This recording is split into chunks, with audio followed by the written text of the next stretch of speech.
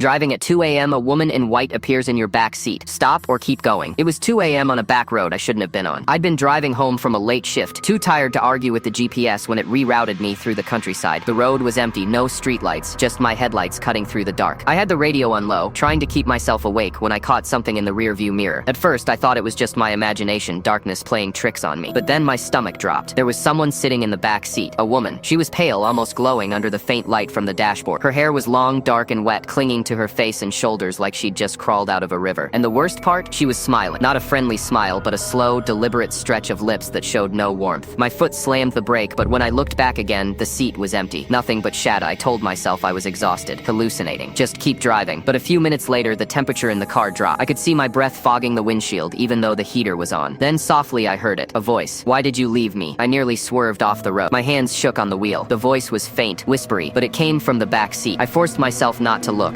staring straight ahead like a terrified child who thinks ignoring the monster will make it go away. The whisper came again, sharper this time. "Why did you leave?" Finally, I risked a glance in the mirror. She was there again, closer now, leaning forward. Her face was pale and cracked, eyes black like empty socket. Her lips moved, but the words weren't human anymore. They were guttural, low, wrong. I did the only thing I could think of. I floored. The car roared down the road, and I prayed speed would somehow make her vanish. But the faster I drove, the louder her whispers got, filling the car like a chorus of voices. When I finally saw the lights of a gas station ahead, I pulled in so hard the tires screeched. I threw the door open, jumped out, and spun around. The back seat was empty. No woman. No sign of anyone ever being there. I stood under the harsh fluorescent lights, shaking, staring at my car like it might come alive and swallow me whole. The attendant inside asked if I was okay, and all I could manage was a nod. When I finally got the courage to check the back seat, I found one thing that made my blood run cold. The seatbelt was buckled. I hadn't touched it. To this day, I don't know who or what I picked up that night. Some people say it's the ghost of a woman who died on that road decades ago, still searching for the driver who left her behind. But here's the question I still can't answer. If she got in once, what's stopping her from coming back? So tell me, if you were driving at 2 a.m. and she appeared in your back seat, would you stop or would you keep going?